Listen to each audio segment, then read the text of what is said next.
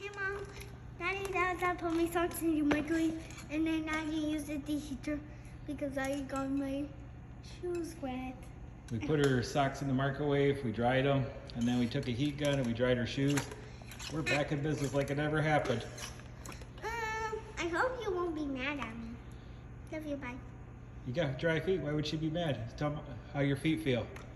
It feels warm and cozy.